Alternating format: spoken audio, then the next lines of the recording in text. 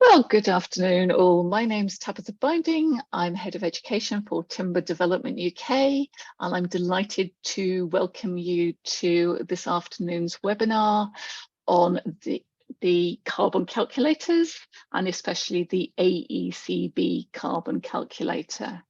Our two speakers today are Charlie Law, our Sustainability Director, and Tim Martell, who's the creator of the Carbon Calculator.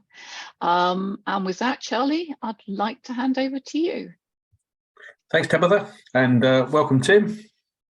Let's share my screen. There we go. Hopefully you can all see that now. That's all good. So yeah, just I'll start off a little bit talking about timber and carbon generally. Obviously carbon is a big issue at the moment. We've obviously got the Paris commitment to keep to well below 2 degrees and preferably 1.5 degrees to pre-industrial limits. And obviously the UK government has set targets to reach net zero by 2050. So, and with an interim target of 78% reduction by 2035. So, and obviously a lot of the industry is starting to set its own targets around these global and UK targets to reach those areas, and that's Timber Development UK is no different in that thread. We did set our own commitment back in January 2021, so it was amazing. That was nearly sort of 2 years ago now that we set this target, which is great. But basically, Timber Development UK recognising that climate change as a threat says we are going to hit net zero by 2050, aim to get halve our intensity by 2030, and obviously try and see how we can measure that going forward. And one of the main documents that we've produced to set out how we're going to achieve that is the Timber Industry Net Zero Roadmap. This was produced with Energize. It's basically sets out how we're going to how we believe the industry could meet the net zero targets. It includes things like carbon calculators for our members, as well as high-level policy information, policy cost information on implemented emission reduction opportunities, as well as understanding how carbon offsets or super offsets could work to reduce the residual emissions. And we are very much talking about residual emissions there. The last 10% is what we're aiming for. And that document has been produced in association with the whole industry. So a number of timber industry organisations, as well as ASBP, have been part of the journey to get this document published. So if you haven't already seen it, it is on the website. It very much lots of information there showing the flows of timber through the supply chains. The all-important emissions footprint, which for us we've actually included imported emissions as well. So our imported embodied emissions, because we see that as part of our part of the thing that we need to measure, unlike maybe some of the other industries. And it does show that timber is still very much the low carbon solution for building products. Just over 1.5 million tonnes for the UK emissions, and overall, even if you include those imported emissions, about 5.2 million tonnes CO2. And most of that, when you look at it, is transport. 49% is transport, 34% of embodied emissions, with around 14% being UK production facilities and merchants, with just a small amount in the forest. So very low. And so this is what we need to be doing as an industry to reach that nearest net zero target. And part of that is obviously understanding what our emissions are as an industry. So we as an industry need to get better with our carbon accounting as such, and knowing what carbon emissions are out there. There are a number of standards out in the wide world that let you do that.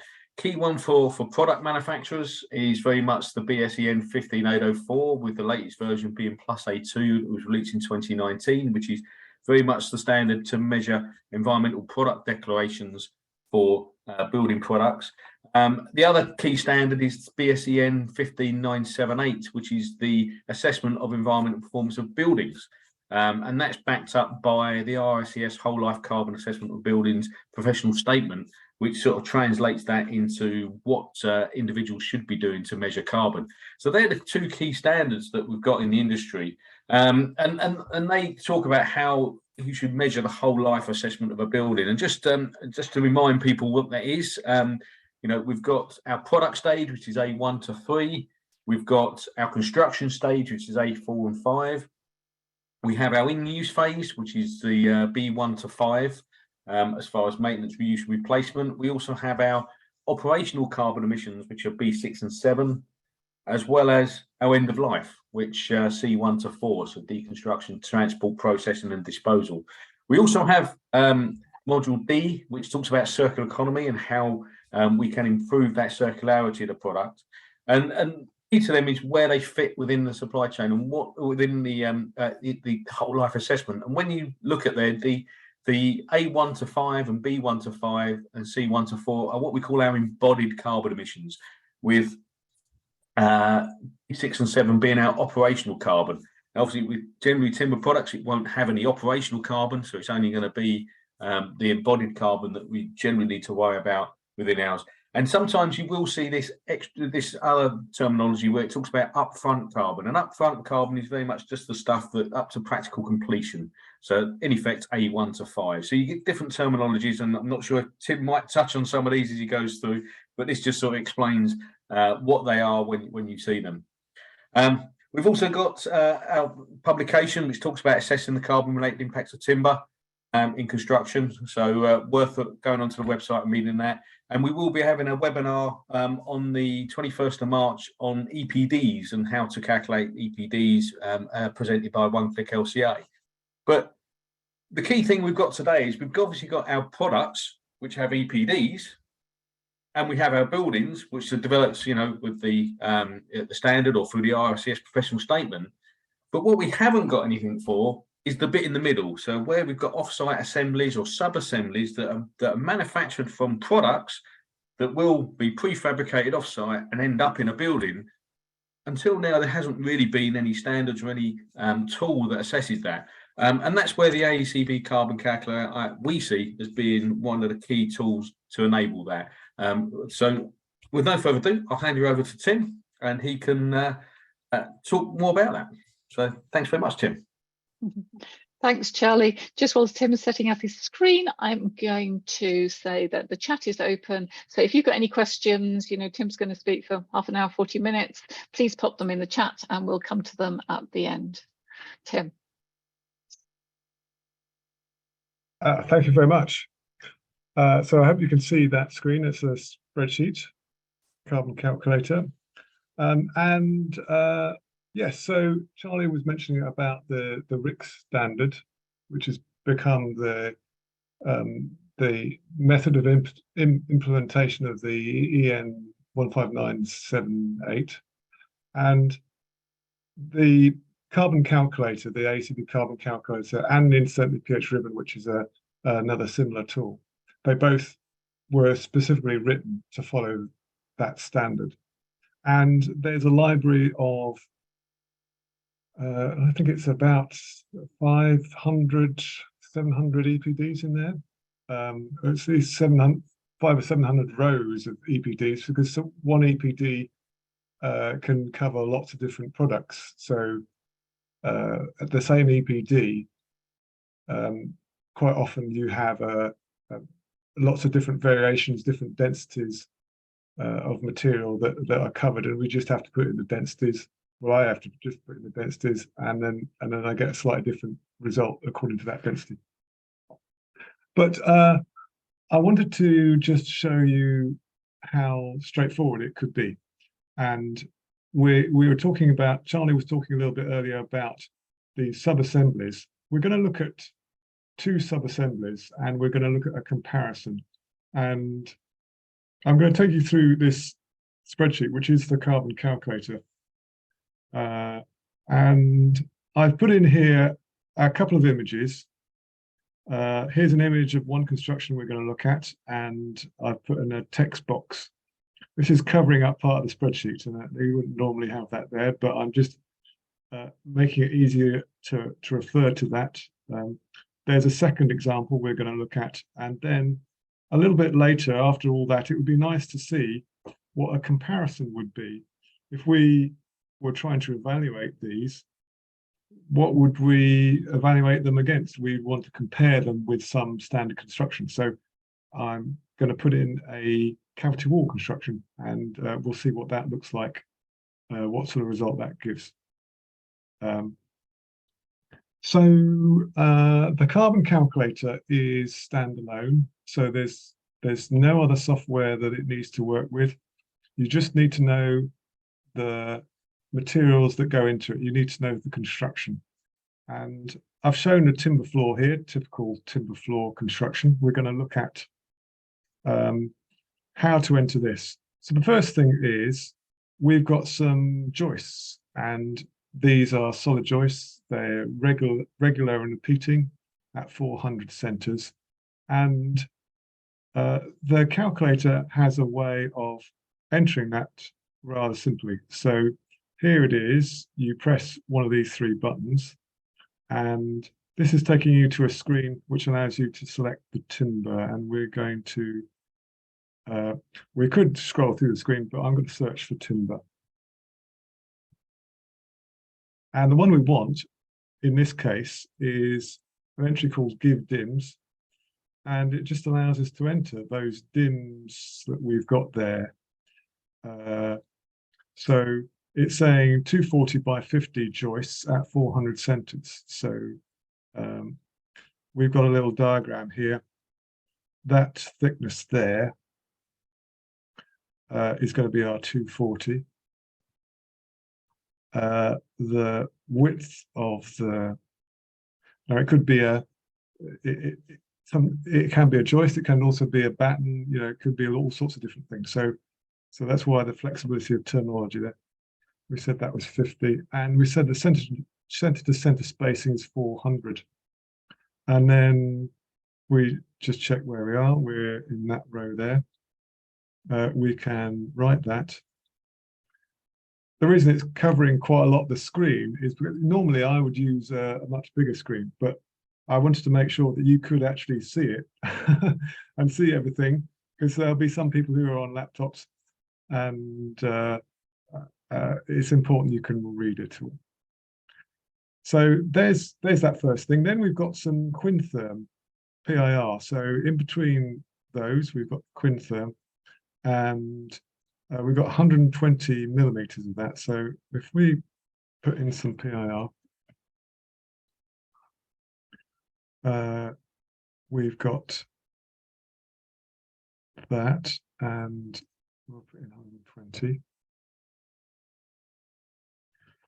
And then chipboard.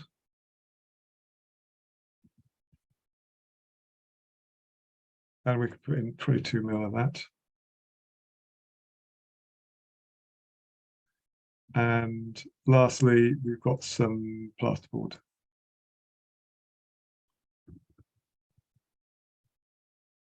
So we've got a range of plasterboard options. I'm going to just choose a fairly standard one there. And typical thickness of that is 12.5 mil. So we're going to finish for the time being. And so what it's given us is a list. It's worked out my formulas that are needed for my quantities. All that remains is I have to give it the size of the assembly.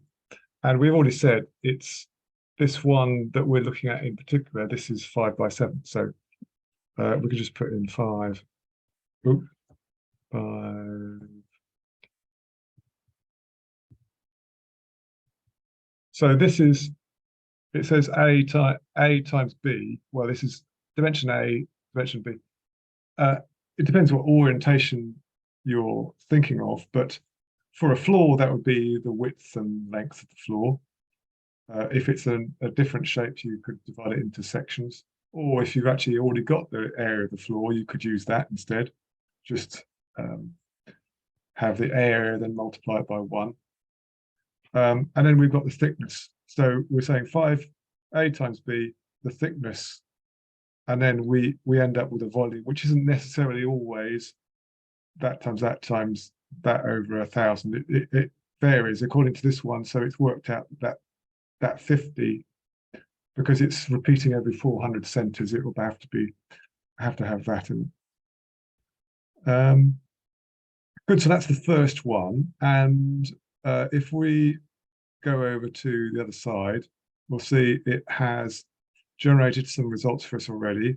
It's showing that there is some emissions from some of these materials.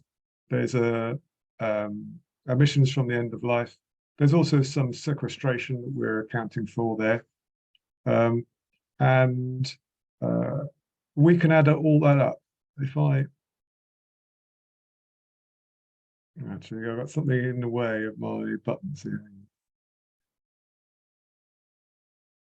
There we go. So if we just temporarily have to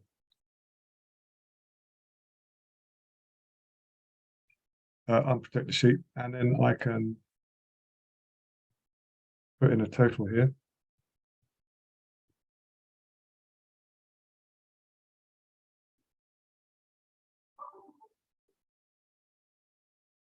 Let's put in a total, and this will be equals of all these, which is the total of each of these materials. So we get a total there, 1188 kilograms of CO2 for this whole assembly. And we could have decided, well, actually what we're interested in is interested in the value per square meter. So we could say, well, actually, our value here, instead of having 5 by 7, we can make it 1 by 1, and then it'll give us a value per square meter. But whichever. So the next one what we're going to look at is slightly more complicated. In this one, this is a party wall, an internal party wall, where we're trying to insulate the sound. Another timber construction there, but it's separated. The timber is independent. So and you could also have things like, you can also put in I-beams and things like that with this calculator. But if we put in that one, very similar, we could add the materials, and first one is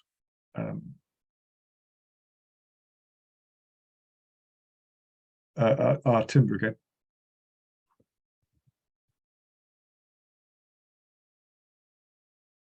So when you've got 2 pieces of timber there, you could say, well, it's 90 mil by 50 with 400 centers.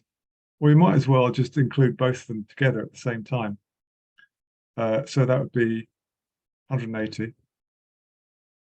And we can write that, make sure I'm in the right place then.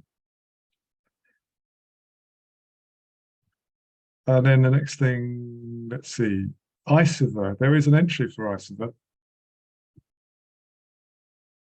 Acoustic, because there's an EPD for that. And we've got 2 layers of 50, so we'll make that 100. And then we've got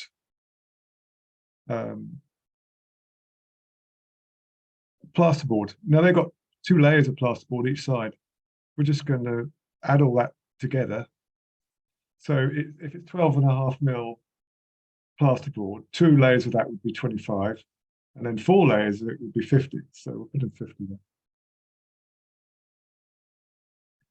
there. And likewise, we're saying it's 5 by 7, and just for comparison, 5, 7. And it's worked out those quantities. This third column here, if I didn't explain it that well, is the total quantity in these units. So we end up, this is the only really important thing as far as the the quantity is concerned, whatever you start with here, A, B, and the thickness, they're only there to help you arrive at a quantity. But it will put the right formula in for you. But you could go straight to the quantity if you wanted. If you know the quantity, you can override what it does. And let's see, just going over here again. I think you had mineral wool twice. Oh, did I? Plasterboard, yeah. Oh, yes, so I did, right. Yes, I did. So you can just overwrite something that didn't go in properly.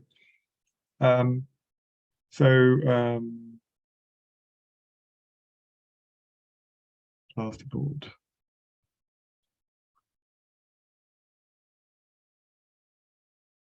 So we're on that row.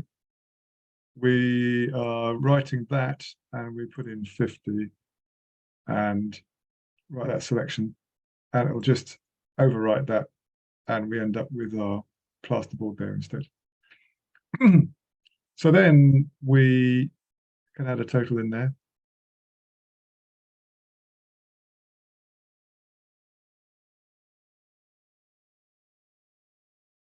I've I've got my Zoom bar in the way of all my important buttons, unfortunately, so I unpicked the sheet. But got a total in there. Now it does actually do totals. So we're doing totals, subtotals for each one of these assemblies, but it actually does have all the formulas in there for the full totals of a building. So we're looking at assemblies here. You could also, if you wanted, look at buildings, whole buildings, and I'll show you in a moment how that works. So next, we want to compare that with some typical construction. How about a standard cavity wall? So concrete block work, as you might expect, we're going down to this button again. There is an entry for block work. Block, typical concrete, dense precast, British Precast Association. And because we've got 2 layers of 100, we can just immediately go to 200 for that.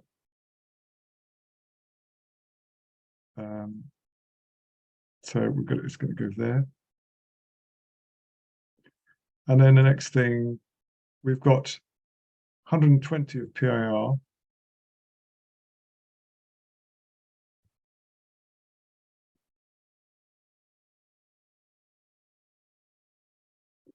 It could possibly be another type here, but we're going to put in butt joint for the moment. And we've got plasterboard.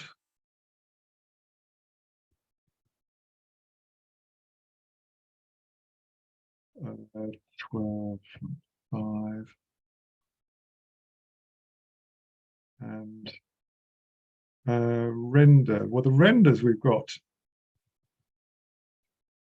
a silicone render from Balmit, 8 mil, we're saying.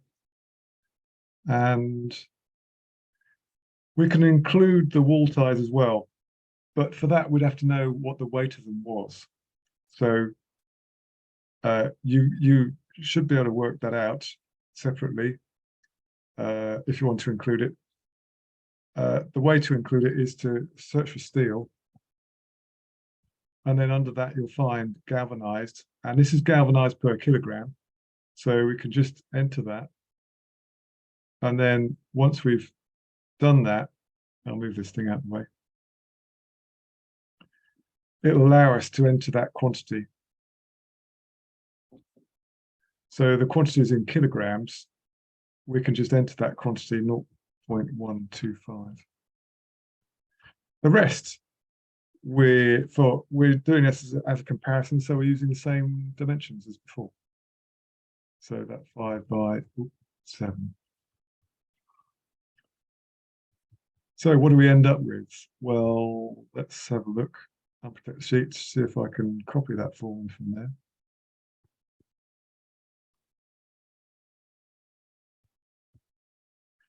And then we'll just adjust it so it's in the right range.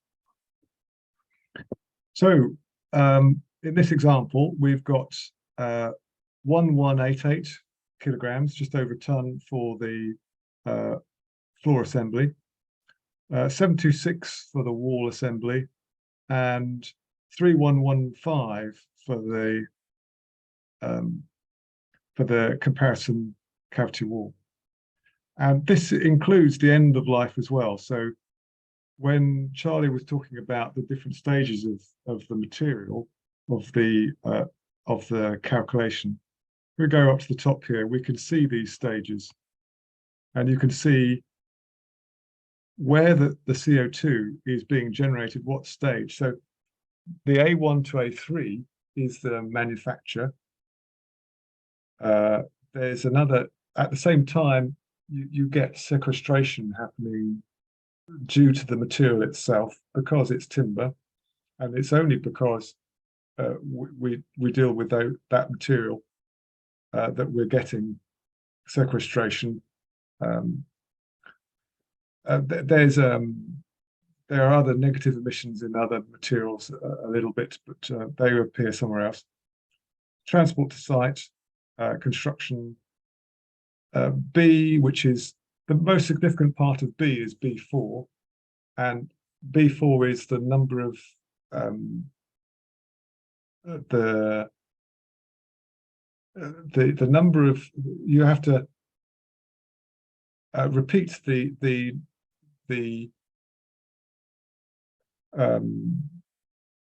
number of items according to the 60 years that we have to of our study period. So within a 60-year period, if you've got a 20-year lifespan of a particular product, supposing it's a timber cladding, which is untreated and it only lasts 20 years, well, then in 60 years, you'll have the initial one, but you also have to replace it twice. So it will account for that.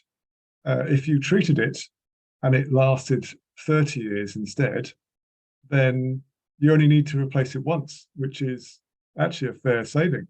And maybe you could put in regular treatment of it, or regular protection of the cladding, and it would last even longer, and that would reduce all your materials, because, well, it would reduce the cladding material, even though the embodied emissions are probably quite low.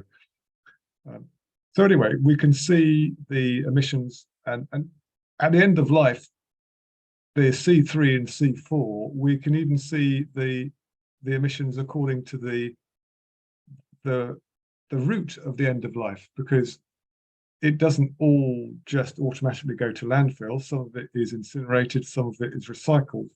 And the RIC standard gives you rules about what we are supposed to do for the UK. And those rules are lower down in the software. They've been entered here.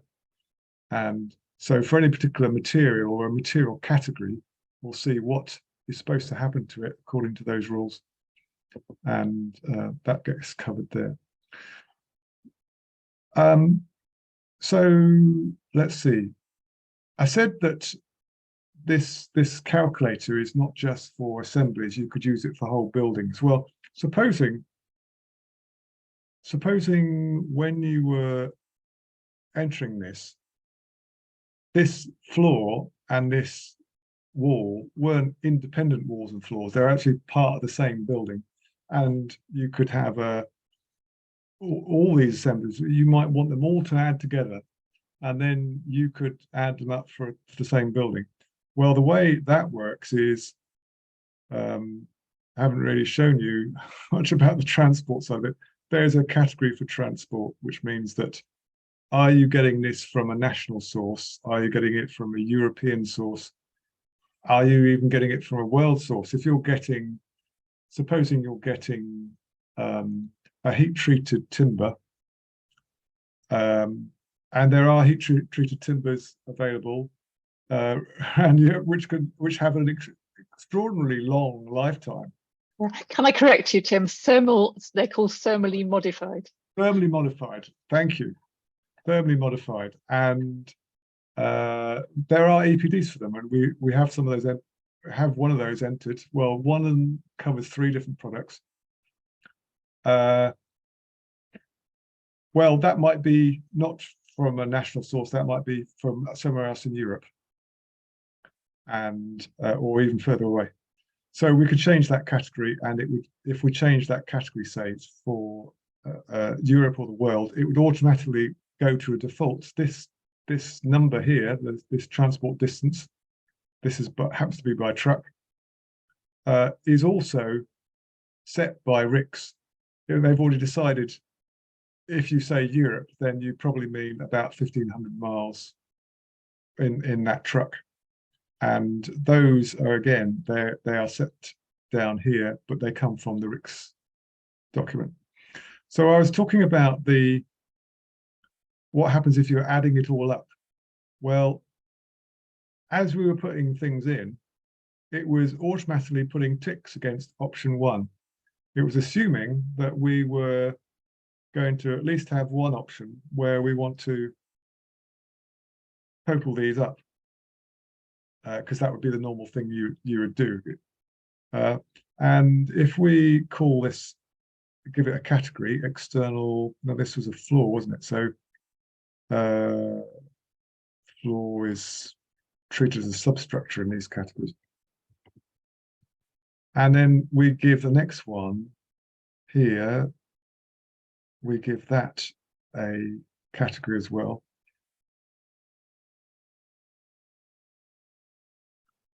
We're going to call it external wall. I know in a larger building you could be calling some parts of it frame, but yeah, I know this wasn't an external wall, by the way. It was an internal wall given by the construction, but just say it was. Then what would happen is we could start looking at the results over here, and it would start giving us figures, but not until we've, well, let me just go back to that. There is a results table here, and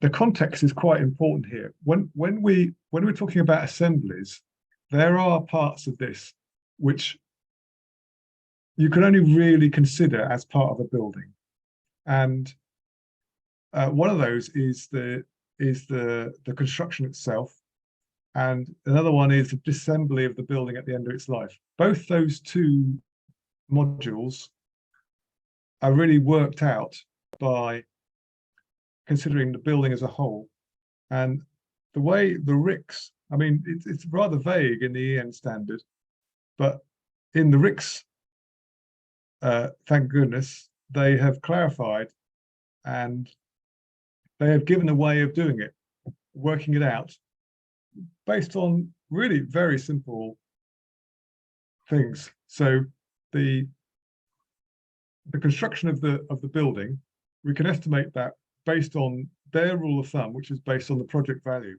So all we have to do is put in project value, say it's £100,000.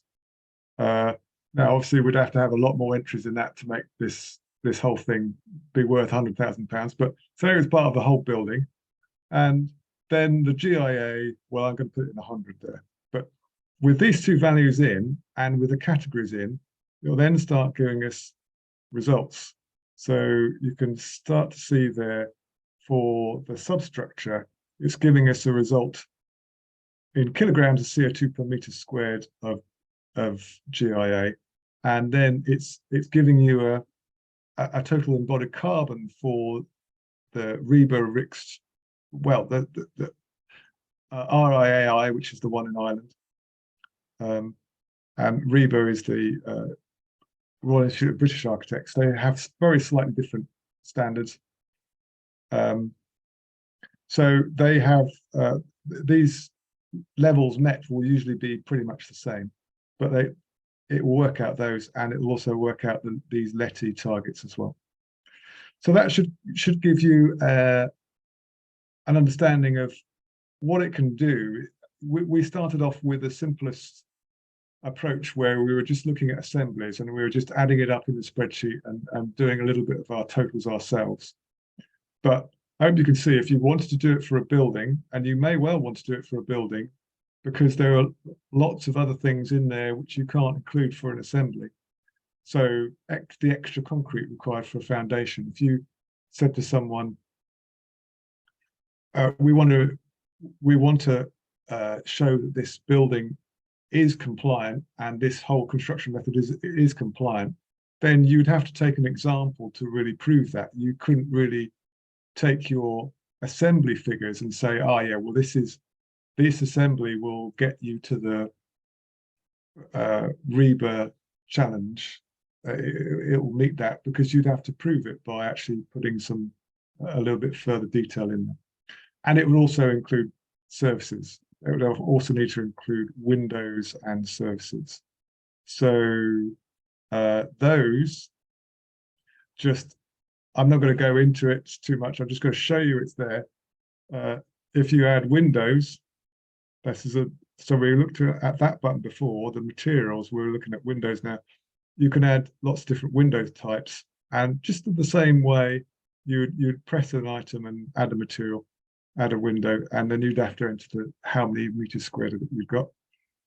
And the other things are where you'd have to have the services in there. So air source heat pumps, MEV system or MVHR, if you've got that. PV is quite important, because PV is quite a high embodied CO2.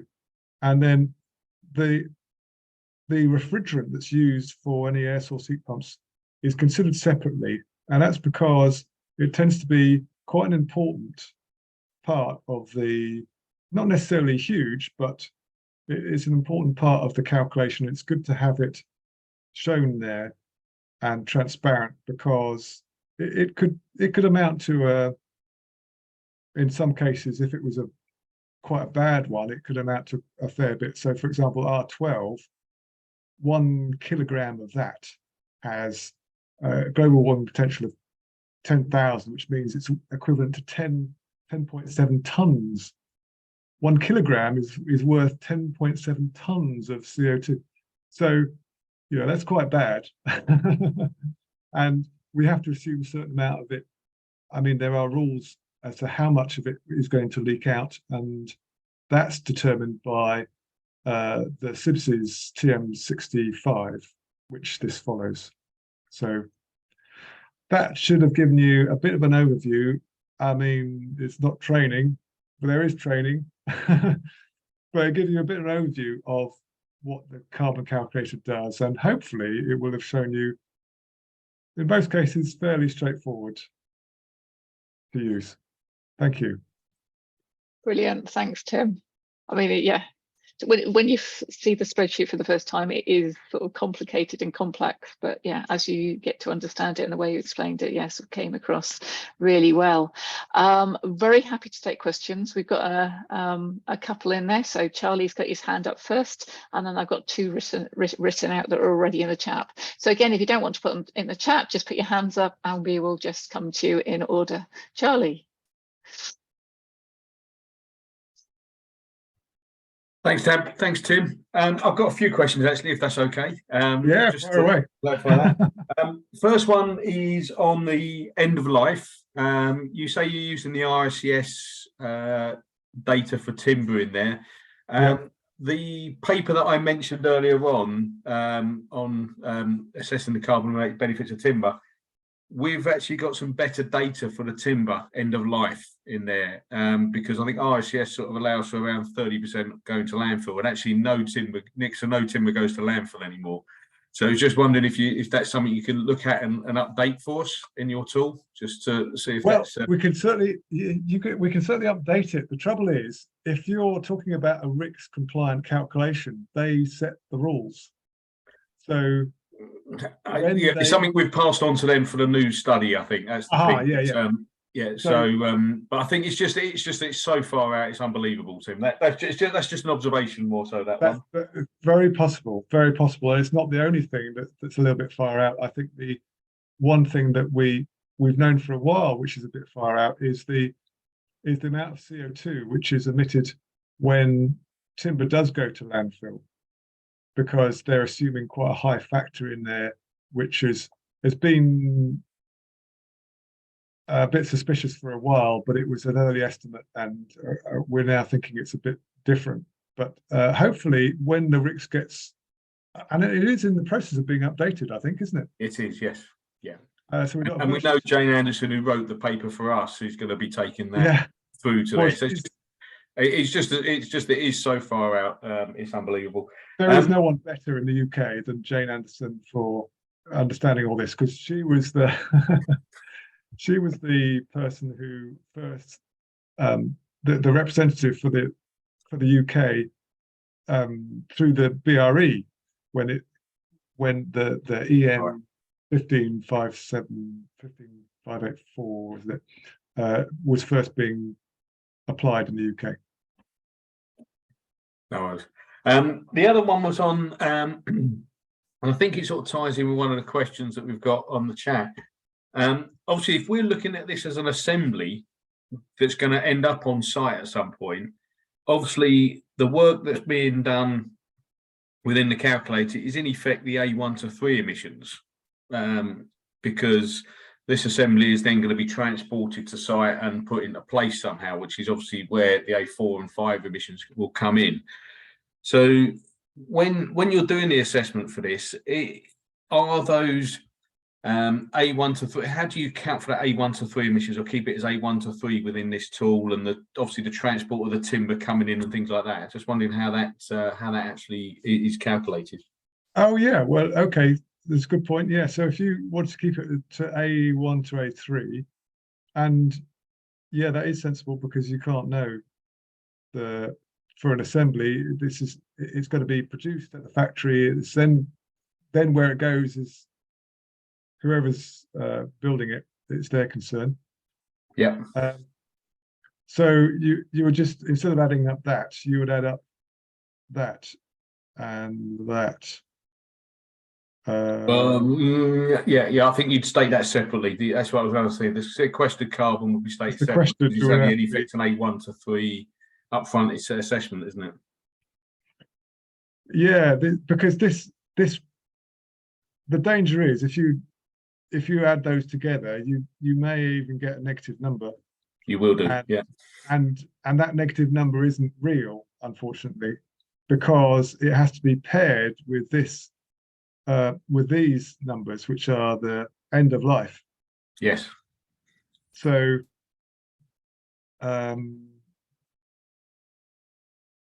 if you just calculated it for these three and then gave a figure, I think you wouldn't be able to get hold of the end of life figure, which involves the detail, requires detail. So I think you wouldn't be able to get away with just quoting the A1 to 3.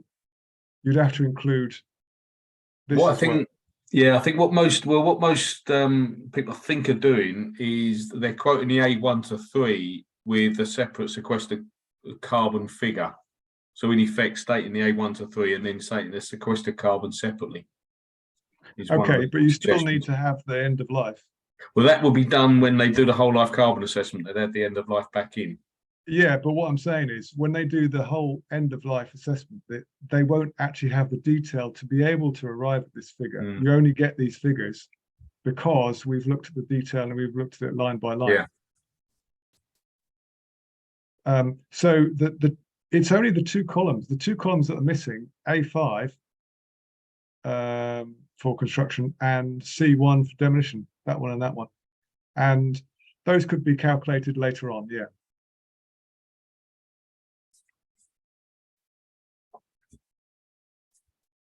That's it. Does that answer your question, Charlie?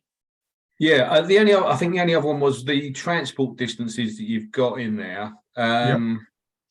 They're obviously the RICS ones again, is what you're saying. So they can't be amended if you know. They can be amended. Yes. Oh, they can be amended. Can be amended. The RICS ones are only a backstop. So they're, in the absence of any other information, if you know that you're using cellulose and factory is 3 miles down the road, then you can put it in. You can say this one is local, and that figure, well, kilometers 3 is as a local truck. You can change that 50 to 3. Yeah, and just on the K1, K2, KM1, KM2, KM3, is that in effect sort of A2, A4, and C2? It's there's a note explaining. I didn't have room to put them up there. So kilometer 1 is by container ship. Kilometer 2 is a large lorry, which is national scale delivery. And then the third is a local lorry. So it's slightly different emissions. So CO2 per ton kilometer is slightly different for each one of those. Yeah. And they come from the they come from the government reporting spreadsheet. Yeah, the DEFRA conversion factors, I'll take it, yeah. Well, they're the government, yeah. I don't know.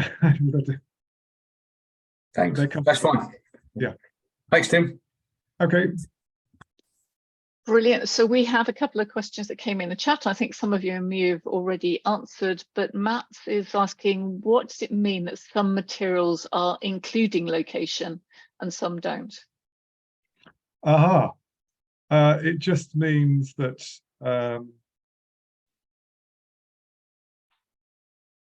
well, you know, this kilometers here. Supposing you're getting some wood fiber. I wonder if we should put one in. Supposing instead of this PIR, we use wood fiber. Because that has a location.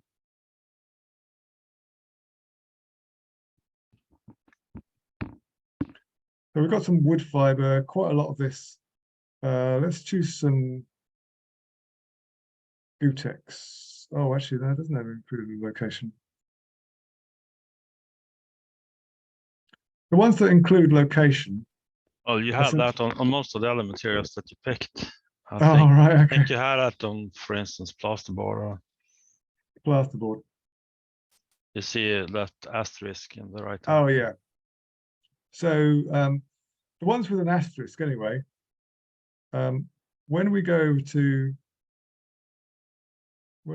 here, we'll find that they'll have a location here.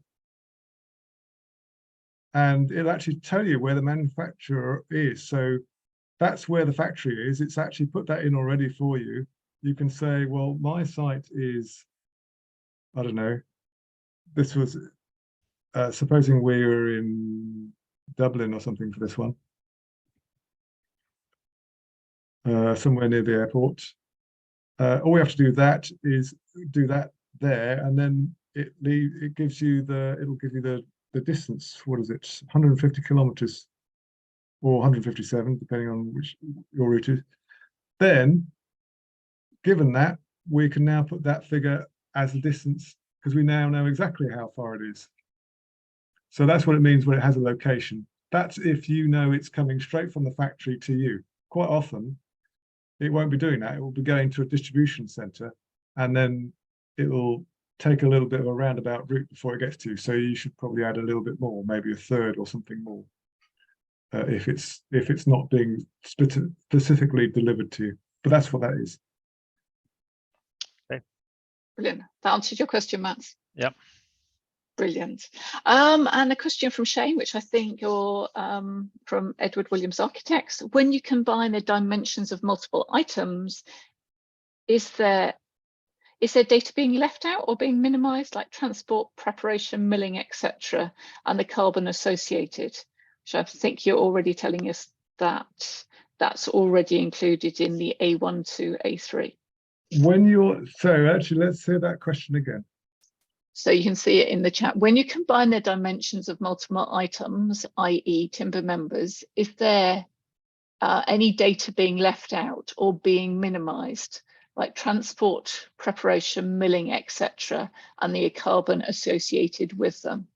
And Shane, if you'd like to, come and join us, you're quite welcome to. Can you see me? Yes. Thanks.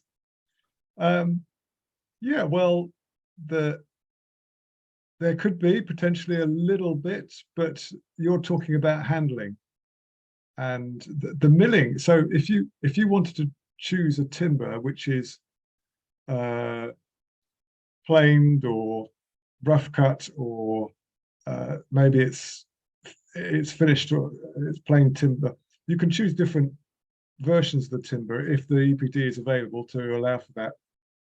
That just change in its properties before it's shipped.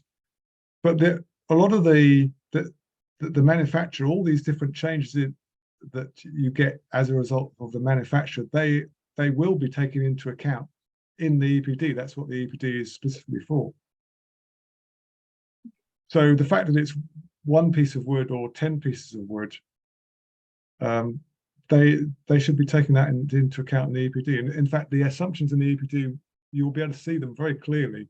They make quite interesting reading sometimes, depending on how interested you are in these things. But there's a lot of detail that goes into them, and I think some manufacturers make them very, very surprisingly interesting reading.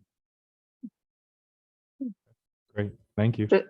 Yeah, and I don't know, Tim, whether it'd be worth showing. So where there are, say, sub-assemblies, say like I-joists, and there hasn't been a whole EPD, you've actually gone and worked out and added them up and actually added a column in there, I think. Would you like to show people that? I have, yes.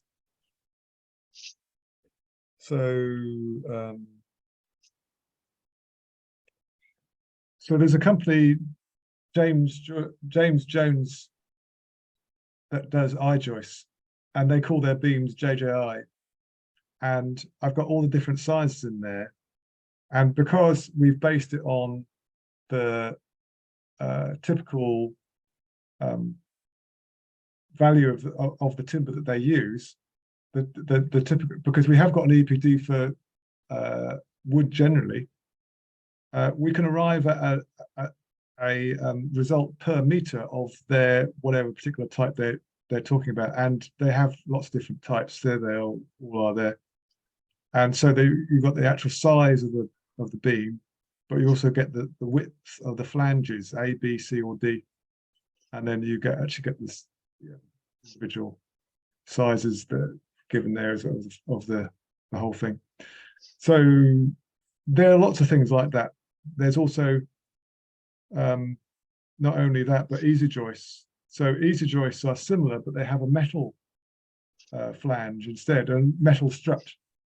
And there's an estimate for that too, because they tend to be quite common for intermediate floors, and they're not a thermal element because the strut would completely ruin any heat loss that you were trying to protect against.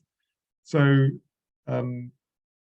they're very good for floors. They save a lot of timber in the floor, and you could compare that if you wanted. So you could compare the embodied CO2 of a full joist, a full thickness joist, with an easy joist, which is made out of a small fraction of timber and a bit of steel.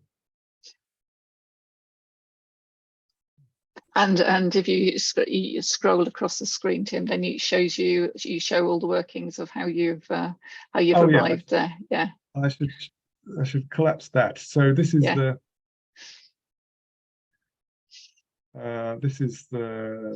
view. Let's go a bit small there, but yeah. So titles here. So we've got the lambda value as a record as well, because the lambda value, you can use that in other software. The PH Ribbon uses that in its calculations, but essentially you've got the different categories here: the expiry date, where the material can be used, and then a few other things, and the calculation at the end. But I add the EPDs for you. You can add your own EPDs if you want to. There's a little form there for adding the EPD yourself. So you don't have to wait for me to add it. Obviously, if you know any of them and they're missing, please send them on to Charlie or Tim, and you know, we'll get them added. You also, I think, have a graphical image somewhere which actually shows it in graph form, or is that on a? Yeah, the results. Yeah. Oh, I haven't been showing results really. There is. Let's see. If you give me a moment. Yeah, there's a presentation I've got, which will show some of the results.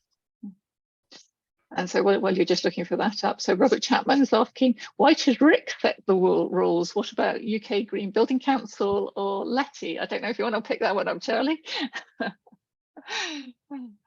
You're on mute. I think that follows on from my question, really, that RICS's professional statement is setting some key parameters that aren't necessarily right. In my view, I think we should be changing them to what is correct and not you necessarily using their rules. But that's obviously something we need to pick up with Rick's at some point. If there is better data available, we should be using it, in my opinion.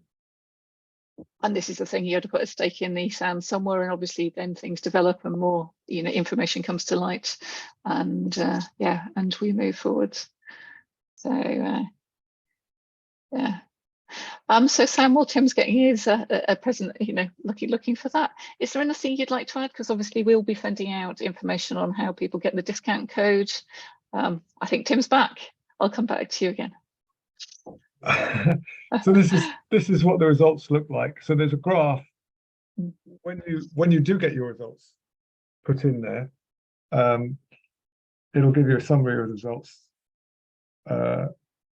Option 1 to 4. So you could have 4 different scenarios, 4 different options, and you'll get the embodied CO2, also the REBA level, challenge level attained, and it'll give a graph. This graph is showing only 2 entries, 2 columns, but if you had 4 options being used, then it would show 4 columns, and it will adjust that according to what your however many results you have.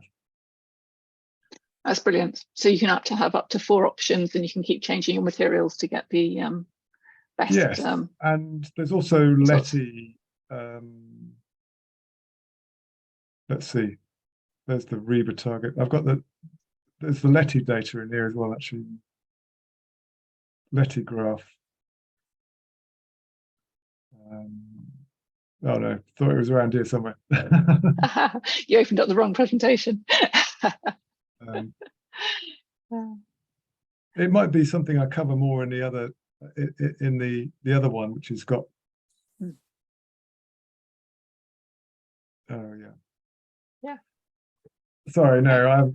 There's another graph which shows the Letty results in terms of their standard. They have a little a nice little graphic that they use for that. I can show it to you in this one. It's just not filled out. That's all. So I know we're getting very close to time. It's 1 minute to 2. There we are. There's a Letty graphic. Right, you need to change your screen, Tim. All we're seeing is. Oh, sorry. If we have, I know we're running out of time, but if we have more questions, are we able to just shoot someone an email? Yeah, if you send them on to myself or the Timber Development UK. We'll combine them all and work with Tim and Charlie to answer your questions. Okay, great. Thank you. There we go. Thanks. There's the Letty. So you have 4 options, up to 4 options. You have up to 4 dots, and the dots are placed in different boxes according to where you've got to in those 4 key options. And they've got their rating system, which they've given. Letty have given. Brilliant. So this is within the calculator itself. And calculator, yeah. This is on the results sheet. Yeah. And Sam has just put information in the chat saying how much the calculator costs, what the discount is, and where to go for it. We will be sending out an email for all those registered, and that will link you, if you're a TDUK member, to the discount code. I don't know if Tim or Charlie or Sam, whether you just want a final word. Fine for me. Just wanted to thank Tim for his time, and thanks for going through that. It would be good if we just hold on at the end just to thank you after everyone's gone. But yeah, thanks for everyone for attending as well. And obviously, any questions, as Tab said, feed them through to TDUK, myself, or Tabitha, and we'll obviously try and answer them and get Tim involved as required. So, but thanks very much, everyone, for attending. Really appreciate your time. Thank you. Well, yeah. Will we get access to the recording? Yes. Yeah, Yes. so the recording will be on the TDUK website. We hope to get it up within the next couple of days. We're having a bit of IT issues at the moment, but yeah, and again, thank you so much as our members and guests in attending. If there's anything else that we can help you with, or things you'd like us to bring forward, or updates on things, like, just please ask us. That's what we're, an association, and that's why we're here. I'm just going to stop recording now, and thank you all. Thanks for inviting me to speak. It's been a great afternoon.